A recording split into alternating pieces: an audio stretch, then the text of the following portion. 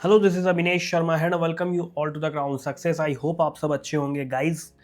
Preparation अपनी अच्छे से कर रहे होंगे। उत्तराखंड की सीरीज हमने चलाई हुई है जिसमें हमने सभी टॉपिक्स को चैप्टर वाइज हम कवर करते जा रहे हैं। कुछ भी नहीं बचेगा। पीसीएस का एग्जाम दे लो, लोअर पीसीएस दे लो, लेक्चरर का एग्जाम दे लो और पुलिस का एग्जाम दे दो, फॉरेस्ट का एग्जाम दे दो। बुक्स से पढ़ना बहुत ज़्यादा बोरिंग हो जा रहा है। मैंने इन नोट्स को डिज़ाइन किया है माइंड मैप और फ्लो चार्ट की फॉर्म में, जो कि और साथ में अट्रैक्टिव इमेजेस के साथ भी। आप ये खुद देखो, चीज़ों को बहुत अच्छी तरीके से मैनेज किया हुआ है। आप इनको अच्छे से पढ़ सकते हो, याद कर सकते हो, समझ सकते हो। ठीक है गाइस, लेक्चर शुरू करते हैं आज का। आज हमारा अगला चैप्टर उत्तराखंड की मिट्टी, एग्रीकल्चर, पशुपालन और सिंचाई के बारे में देखेंगे। पूरा चैप्टर आज हम कवर करेंगे। ठीक है, अगले मैं मान के चलता हूँ और 15 से 20 वीडियोस में आपका ये पूरी सीरीज कंप्लीट हो जाएगी। करीब 35-40 वीडियोस का 35 से 40 लेक्चर का ये पूरी सीरीज होगी, जिसमें आप कंप्लीट जीएस उत्तराखंड की कवर कर सकते हो। दिमाग में कनेक्टिविटी बना सकते हो। एक दो बार चीज़ें देखोगे, नोट से रिवाइज करोगे तो इजीली याद हो जाएंगी चीज़ें। ठीक है गाइस, अब देखो, मिट्टी की अगर हम बात करें तो मिट्टी में जो है खनिज मिलते हैं गाइस, जैव पदार्थ मिलते हैं, जल मिलता है, वायु यानी कि हवा, छोटे जीव, ये सब मिट्टी में हमको प्राप्त होते हैं। लेकिन भारतीय कृषि अनुसंधान परिषद ने देश की पूरी मिट्टी को 8 मुख्य भागों में बांटा है। और वो कौन कौन से हैं? जलोढ़ मिट्टी, आपकी लाल मिट्टी, काली मिट्टी, लैटेराइट मिट्टी, मरुस्थलीय, पर्वतीय, पीट और दलदली, और इसके अलावा लवणीय और क्षारीय मिट्टी। ठीक है गाइस, आज हम उत्तराखंड की सीरीज अपनी कवर कर रहे हैं, तो हम उत्तराखंड की मिट्टियों के बारे में जानेंगे। उत्तराखंड की मिट्टी की अगर हम बात करें तो तराई मिट्टी से शुरुआत करते हैं। राज्य के दक्षिणी भाग में देहरादून से लेकर उधम सिंह नगर तक, मैप आपने देखा होगा उत्तराखंड का, देहरादून से लेकर राज्य का जो, जैसे ये राज्य है, ठीक है, ये वाला जो पार्ट है इसका, ठीक है गाइस, ये वाला पार्ट देहरादून से लेकर उधम सिंह नगर तक तराई मिट्टी मिलती है। और ये गन्ने और धान की पैदावार के लिए अच्छी है। समतल मृदा होती है, दलदली होती है, नम होती है यानी कि आर्द्रता होती है इसमें, और ये उपजाऊ होती है। ज़्यादा परिपक्व होती है, लेकिन इसमें नाइट्रोजन और फास्फोरस की कमी होती है। ठीक है, ध्यान रखना तराई मिट्टी में। ऐसे ही गाइस आती है भाबर मिट्टी। मैंने आपको बताया था भाबर प्रदेश कौन से होते हैं, जहाँ पर जो है ये नदियाँ अपने साथ बड़े बड़े शिलाखंड ले आती हैं, पत्थर ले आती हैं, और फिर इसमें आकर के विलुप्त हो जाती हैं नदियाँ, और यहाँ से फिर निकलती हैं दोबारा से। ये भाबर प्रदेश होते हैं। तो तराई के उत्तर में शिवालिक के दक्षिण की ये रेंज होती है। कंकड़ पत्थर और मोटी बालू से ये बनती है। ठीक है, ये कृषि कार्य के लिए फिट नहीं है, लेकिन कहीं कहीं पर कुछ क्षेत्रों में इसको एग्रीकल्चर के लिए कुछ मात्रा में फिट बनाया गया है। यानी कि एग्रीकल्चर, यहाँ पर कृषि कार्य कुछ परसेंटेज किया जा रहा है। प्रॉपर एग्रीकल्चर के लिए फिट मिट्टी नहीं है। जल जो है पत्थरों के नीचे चला जाता है। मैंने अभी आपको शिलाखंड बनाकर दिखाए थे। पानी आया, पत्थरों के नीचे चला गया, कुछ दूरी पर जाकर दोबारा निकला। ये भाबर प्रदेश होते हैं। ठीक है गाइस, ऐसे ही आगे चलते हैं। अब हम चारागाही मृदाएं की बात करें, मिट्टियों की बात करें, तो निचले भागों में जलधाराओं के पास होती है, नदियों और जल प्रवाह के तटवर्ती क्षेत्रों में होती हैं। 4 पार्ट्स में इसको डिवाइड किया हुआ है: मटियार दोमट, चूनेदार दोमट, गैर चूनेदार दोमट और बलुई दोमट। ठीक है गाइस, ऐसे ही फिर आपका टर्शरी मिट्टी आती है। ये जो है ना, नमी को कम धारण करती है, यानी कि आर्द्रता को ये कम धारण करती है, और शिवालिक की पहाड़ियों में, दून घाटियों में ये पाई जाती है। ठीक है, वनस्पति और जैव पदार्थों की मात्रा इसमें कम होती है, लेकिन दून घाटी की मिट्टी में वनस्पति के अंश की अधिकता पाई गई है। ये ध्यान देने वाली चीज़। और आर्द्रता धारण करने की क्षमता अधिक होती है। कहाँ पर होती है? दून घाटी में। मैं इसको हाईलाइट भी कर देता हूँ। ठीक है, दून घाटी की मिट्टी में गाइस, मैं इसको वो भी कर देता हूँ, बॉक्स में भी बंद कर देता हूँ, दून घाटी की मिट्टी में, ताकि आप इस चीज़ को जो है भूल ना पाओ, अच्छे से आपको जो है चीज़ें याद हो जाएं। ठीक है, चलो आगे बढ़ते हैं इसमें हम। ऐसे ही क्वार्ट्ज मिट्टी की अगर हम बात करें तो नैनीताल के भीमताल क्षेत्र में क्वार्ट्ज मिट्टी पाई जाती है। आग्नेय चट्टानों से बनी होती है, हल्की होती है, और यहाँ पर उपजाने की मात्रा नहीं होती, अनउपजाऊ मिट्टी होती है ये क्वार्ट्ज मिट्टी। आगे चलेंगे, ज्वालामुखी मिट्टी की अगर हम बात करें तो नैनीताल के भीमताल क्षेत्र में ये मिलती है। एग्रीकल्चर के लिए फिट होती है, यानी कृषि कार्य यहाँ पर जो है ना आसानी से किया जा सकता है। ये कृषि कार्य के लिए फिट मिट्टी है। और ये मिट्टी भी गाइज आग्नेय चट्टानों से बनी होती है। ठीक है, किताबों में क्या है, बहुत सारा लंबा लंबा लिखा हुआ है। मैंने सिर्फ मुख्य मुख्य बातें लिखी हैं, और केवल वही बात लिखी है जो आपके लिए इंपॉर्टेंट है। आग्नेय चट्टानों से बनी हुई है। यही तो माइंड मैप और फ्लो चार्ट की फॉर्म है, ताकि आप इजीली चीज़ों को याद कर पाओ। वीडियोस देख रहे हो आप, प्रॉपर नोट्स बना लो। नोट्स ही बनाने आपको, ये नोट्स लेने हैं तो मैं आपको शो करता हूँ। आप लोग ये देखो, स्क्रीन पर आपके सामने एक नंबर दिख रहा है, आप यहाँ व्हाट्सएप पर मैसेज करके केवल 149 में, लिमिटेड ऑफर है अभी, जैसे ही क्लासेस कंप्लीट होंगे, और ये साइड में आपके ग्रुप चल रहा है, ऐसे ग्रुप के माध्यम से आपको डेली बेसिस पर क्लासेस के साथ नोट्स प्रोवाइड किए जा रहे हैं। आप जल्दी इसमें एनरोल कर लो। क्लासेस के बाद में आप इसमें एनरोल करते हो तो प्राइस बढ़ जाएगा गाइज। और अभी क्या है, ऑफर सिर्फ 149 में आपको कंप्लीट जीएस ऑफ उत्तराखंड मिलेगी। ठीक है, चलो आगे चलते हैं। अब इसमें दोमट मिट्टी की अगर हम बात करें तो ये चिकनेपन के साथ साथ चूना, लोह अंश और जैव पदार्थों इसमें पाए जाते हैं। ठीक है, चूना पाया जाता है यहाँ पर, लोहे के अंश पाए जाते हैं, जैव पदार्थ दोमट मिट्टी में पाए जाते हैं। और शिवालिक पहाड़ियाँ जो, जैसे मैंने हिमालय की रेंज बताई आपकी, वृहद हिमालय, मध्य हिमालय, शिवालिक हिमालय। अब शिवालिक हिमालय के निचले पहाड़ियों के निचले ढालों में और दून घाटी में ये जो है ना दोमट मिट्टी गाइस पाई जाती है। भूरी और लाल पीली मिट्टी ये जो होती है, ये नैनीताल, मसूरी, चक्रौता के पास मिलती है। और इसमें क्या है, चूने, बलुआ पत्थर, शेल और डोलोमाइट चट्टानों से बनी हुई होती है ये। ठीक है, ज़्यादा नमी ग्रहण करने वाली ये मिट्टी है और उपजाऊ मिट्टी है ये। पानी की मात्रा ये ज़्यादा अपने अंदर ग्रहण कर लेती है और उपजाऊ मिट्टी ये मानी जाती है गाइस। ठीक है, चलो लाल मिट्टी की अगर हम बात करें तो पहाड़ की ढालों या पर्वतों के किनारों में पाई जाती है और असंगठित मिट्टी है एक तरह से। वन की जो भूरी मिट्टी है ये वनीय भागों में पाई जाती है, इसमें जैव तत्व बहुत ज़्यादा होते हैं और चूना और फास्फोरस की कमी इसके अंतर्गत देखी जाती है। भस्मी मिट्टी जो होती है दोस्तों, कम ढाल वाले, यहाँ पर ढाल कम होता है, कम ढाल वाले स्थान पर मिलती है और उष्ण देशीय और समशीतोष्ण के भागों में, जहाँ ऐसे भाग जहाँ पर जो कि उष्ण देशीय हैं और समशीतोष्ण हैं, वहाँ पर भस्मी मिट्टी पाई जाती है। फिर आती है आपकी उच्चतम पर्वतीय छिछली मिट्टी। ये कम बारिश वाले उच्च पहाड़ी वाले पार्ट्स में पाई जाती है, ऐसे पार्ट्स में पहाड़ी के जहाँ पर कम बारिश होती है। इसके अलावा इसकी मिट्टी की परत पतली होती है और ये शुष्कता और वनस्पति का अभाव इसमें बहुत ज़्यादा होता है। और शुष्कता इसमें यानी कि सूखी होती है, नमी इसमें कम मात्रा में होती है, अत्यधिक शुष्कता वाली मिट्टी है ये। ठीक है गाइस, और इसी में अब हम आगे चलें तो अगला क्या है हमारा, उच्च मैदानी मिट्टी। ठीक है, क्या है ये, आपने घास के मैदान देखे होंगे उत्तराखंड में, मैंने पढ़ाया अभी तक घास के मैदानों के बारे में। तो ऐसे मैदान जो कि 4000 मीटर से ज़्यादा ऊंचाई पर होते हैं, वहाँ पर घास के मैदानों में उच्च मैदानी मिट्टी पाई जाती है। ये हल्की क्षारीय होती है और कार्बनिक पदार्थों की मात्रा इसमें उच्च रूप में होती है। इसके अलावा नमी की कमी होती है, यहाँ पर आर्द्रता कम होती है और इन्हें जो है ना पास्चर्स भी कहा जाता है। आप नोट करना है यहाँ पर, इनको जो है गाइस पास्चर्स भी कहा जाता है या अल्पाइन चारागाह भी इनको कहते हैं, उच्च मैदानी मिट्टी को। ऐसे ही उप पर्वतीय मिट्टी आती है आपकी, ये दो भागों में होती है। इसकी एक ऊपरी परत होती है, एक इसकी निचली परत होती है। ऊपरी परत जो होती है गाइस इसकी रेतीली होती है और निचली परत होती है असंगठित। ठीक है, इसका रंग होता है लाल, भूरा और पीला। नमी इसमें बहुत ज़्यादा होती है, जीवांश की मात्रा इसमें बहुत ज़्यादा होती है। इसके अलावा घास के मैदानों के बारे में मैंने ऊपर पढ़ाया था आपको। घास के मैदानों के निचले भागों में जहाँ देवदार, स्प्रूस, ब्लू पाइन के वन मिलते हैं, वहाँ पर यह उप पर्वतीय मिट्टी पाई जाती है। ठीक है, मिट्टी के बारे में था ये, सारा कुछ कंप्लीट हो गया। नोट्स मैंने इसके एक दिन पहले ही ग्रुप में प्रोवाइड करा दिए। आज इससे आएगा पूरा चैप्टर, आज हम ये अपना कवर कर लेंगे। आगे चलते हैं हम। सिंचाई आधारित पहाड़ी भूमि की यदि बात करें हम तो तीन तरह की भूमि होती हैं, तलाऊ भूमि, इजरान भूमि और उपराऊ भूमि।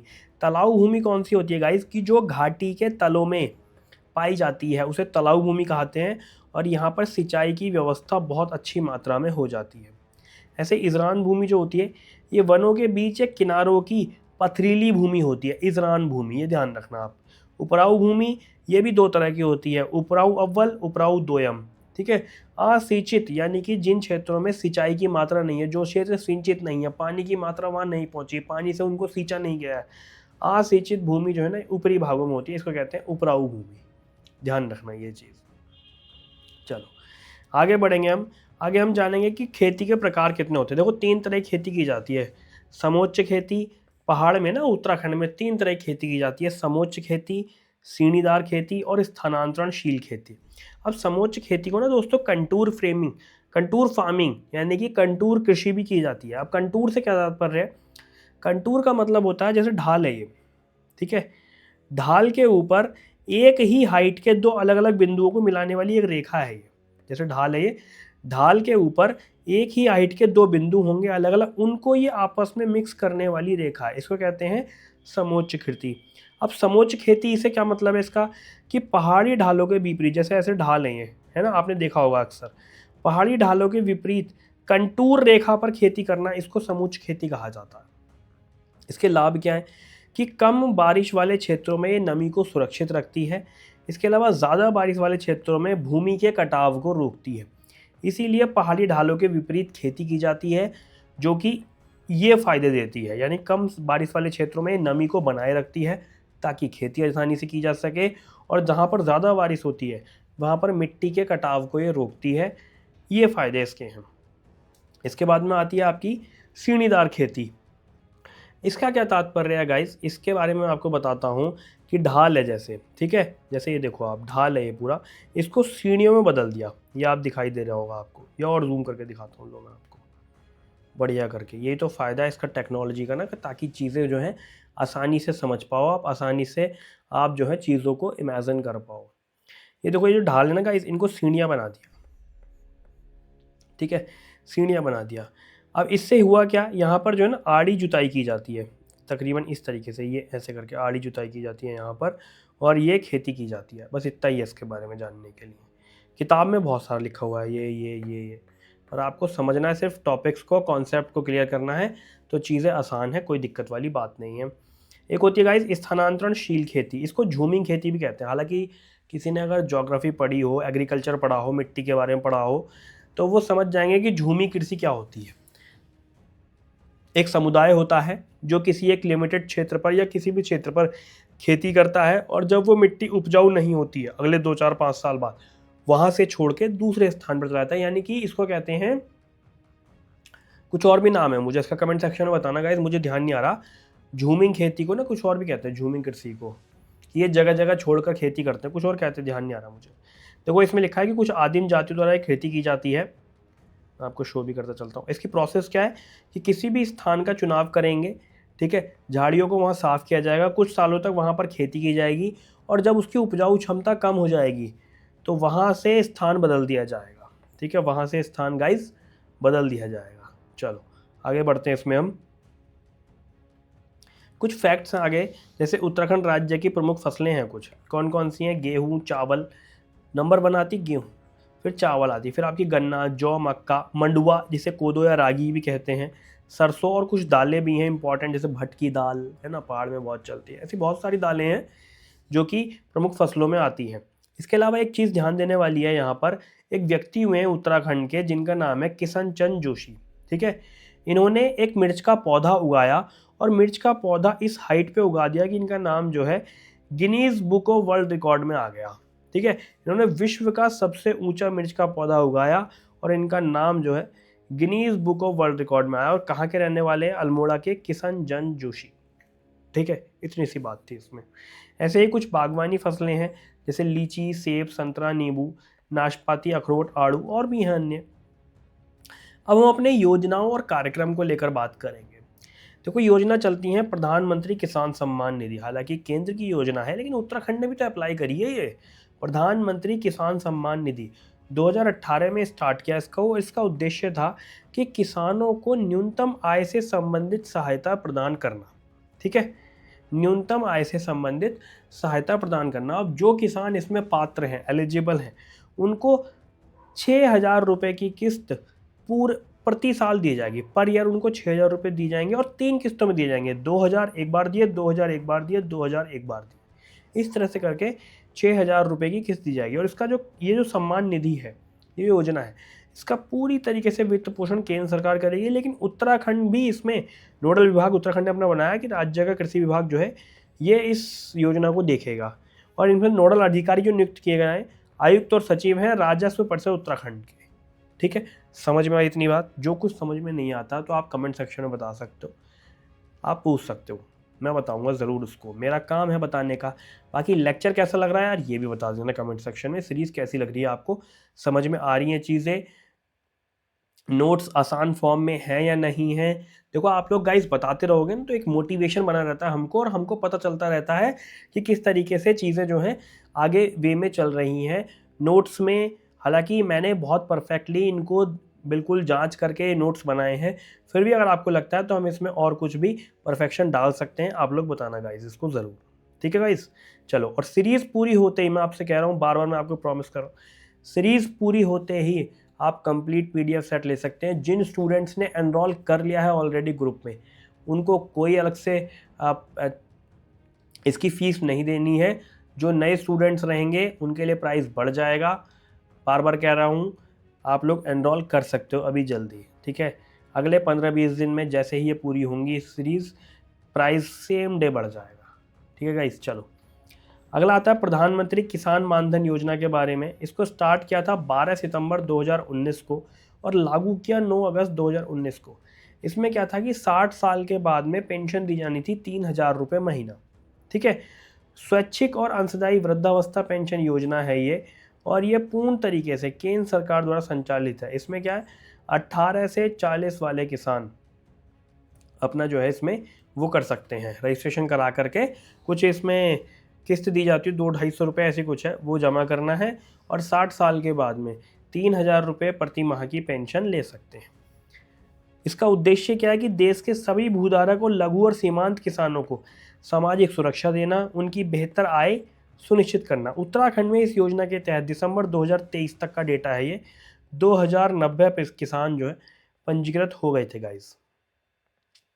फिर आता है आपका परंपरागत कृषि विकास योजना। इसको स्टार्ट किया 2015 में। इसका उद्देश्य है कि कृषि और जैविक उत्पादन को बढ़ावा देना, मिट्टी स्वास्थ्य में सुधार करना, ठीक है। केंद्र प्रायोजित योजना है ये, और ये मंत्रालय के अंतर्गत आती है। कौन से के, कृषि और किसान कल्याण मंत्रालय के, ठीक है। जैविक खेती का प्रशिक्षण इसमें दिया जाता है, खाद्य का मैनेजमेंट, मिट्टी का परीक्षण, जैविक उत्पादों की मार्केटिंग, विपणन, कृषि यंत्रों के लिए वित्तीय सहायता इसमें प्रदान की जाती है, ठीक है। ये योजना है एक तरह से। आगे हम चलेंगे, फिर आएगी आपकी प्रधानमंत्री सूक्ष्म खाद्य उन्नयन योजना, ठीक है। इसको स्टार्ट किया 2020-21 में, और 25-26 तक का इसका पहली बार जो टाइम डिसाइड किया वो 25 तक का रखा था, 25-26 ऐसी कुछ था, 24-25 की 26, आप लोग बताना कमेंट सेक्शन में गाइस, ठीक है। पंतनगर विश्वविद्यालय में इसके इंक्यूबेशन सेंटर की स्थापना करी गई। इसका उद्देश्य था कि खाद्य प्रसंस्करण उद्योग में उद्यमियों के जो प्रोडक्शन कर रहे हैं उनकी क्षमता निर्माण में वृद्धि करना, लोन सहायता उनको उपलब्ध कराना। इसके अलावा उद्योग मंत्रालय की सहायता से संचालित है, ठीक है। छोटे खाद्य उद्यमों की सहायता के लिए लागत का 35% या 10 लाख रुपए की आर्थिक सहायता देने की इसमें बात की जाती है। लेकिन अगर उत्तराखंड राज्य की बात करें तो राज्य सरकार द्वारा पर्वतीय क्षेत्रों के लिए 25% दिया जाएगा, या 5 लाख रुपए अधिकतम दिए जाएंगे, ठीक है। सूक्ष्म खाद्य उद्यमों की सहायता करने के लिए ये होता है, ठीक है। कुछ अलग विकासीय परियोजनाएं हैं, जैसे पशुपालन है, राज्य की पशु विकास है, डेयरी विकास है, भेड़ और ऊन विकास, कुक्कुट और सूकर विकास, रेशम विकास, सिंचाई व्यवस्था। और सिंचाई कैसे होती है, नलकूपों द्वारा, नहरों द्वारा, ड्रिप सिस्टम है, ठीक है गाइस। कुछ इंपॉर्टेंट नहरें भी हैं हमारे उत्तराखंड में जो कि सिंचाई के लिए बहुत ज़्यादा यूज़फुल है, और इसको पढ़ना भी हमें, क्योंकि एग्जाम में क्वेश्चन बन जाता है। जैसे आपका आता है ऊपरी गंगा नहर, ये राज्य की सबसे पुरानी नहर है। इसका निर्माण हुआ 1842 से 54 के बीच में, अंग्रेजों ने इसका निर्माण करवाया था, और इसका उद्घाटन किया था डलहौजी ने गाइस, ठीक है।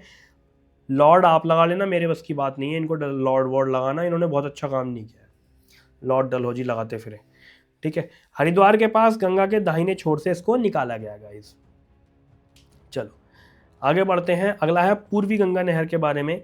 यहाँ से ना मेन 5 शाखाएं निकाली गई हैं नहर की, जो कि चंदौक, नगीना, नजीबाबाद, नहटौर और अलावलपुर, यहाँ पर सिंचाई कार्य देखेंगी, और सिंचाई सुविधा बिजनौर और मुरादाबाद जिले में भी की जाएगी इसके माध्यम से, पूर्वी गंगा नहर परियोजना के माध्यम से।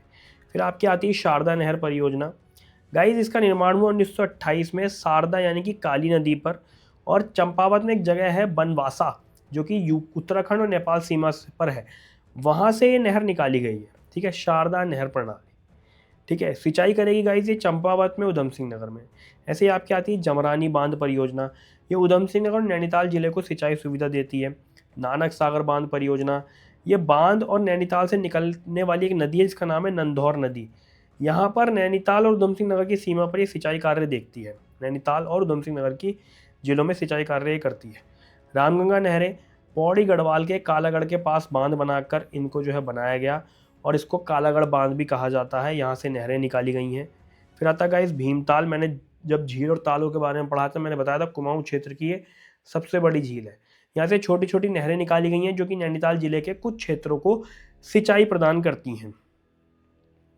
फिर आपके आती है इस टिहरी बांध परियोजना, ये बहुउद्देशीय परियोजना है। इसका शिलान्यास हुआ 1972 में और ये किसके संगम पर है? भागीरथी और भिलंगना नदी के संगम पर है। सिंचाई कार्य करेगी साहब ये टिहरी में, पौड़ी में, देहरादून में, हरिद्वार में। और इसका 2006-07 में पहला चरण पूरा हुआ। 2006 में, 2007 में प्रथम चरण इसका पूरा हुआ गाइस। तो ये कुछ पूरा टॉपिक था। मैं उम्मीद कर रहा हूँ ये पूरा लेक्चर आपको अच्छे से समझ में आया होगा। सारी चीज़ें डिटेल हमने समझाई, 1 to 1 हमने डिस्कशन किया। आगे अब हम इसका नया चैप्टर मैं आपको पर्यटन में लेकर जाऊंगा, टूरिज्म दिखाऊंगा, मैं आपको टूरिस्ट बना दूंगा। चीज़ें जो है ना माइंड में इमेजिनेशन बना दूंगा, आसान हो जाएंगी चीज़ें। पढ़ते रहो गाइस, इस तरीके से अपनी तैयारी करते रहो। उत्तराखंड की सीरीज़ हम ये कंप्लीट कर लेंगे। All the very best, thank you.